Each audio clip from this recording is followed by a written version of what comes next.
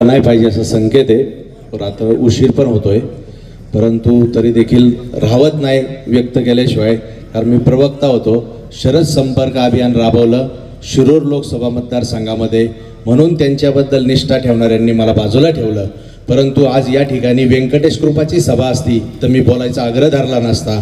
तालुक्याचा सहकार वाचवायचा प्रश्न आहे, म्हणून या ठिकाणी मी माझी भावना मांडतो.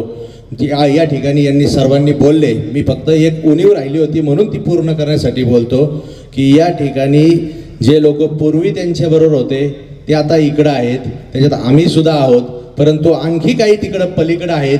त्याच्यामध्ये स्वर्गीय रसिक शेठ धारीवाल कुटुंबसुद्धा आहे, स्वर्गीय जे आहेत माणिकचंदचे संस्थापक त्यांचासुद्धा घोडगंगेमध्ये वाटा आहे आणि ते त्यांच्याबरोबर अजून आहेत तिथं.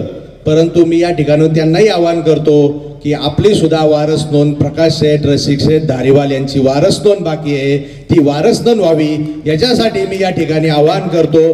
आणि यशवंतराव चव्हाणांचा जो विचार आहे सत्तेच्या विकेंद्रीकरांचा, जे आदरणीय शरदचंद्रजी पवार यांचे गुरु आहेत, त्याप्रमाणे या ठिकाणी यशवंतराव चव्हाणांच्या विचाराप्रमाणे सत्तेचं विकेंद्रीकरण या शिरूर हवेलीच्या जनतेने केलं पाहिजे.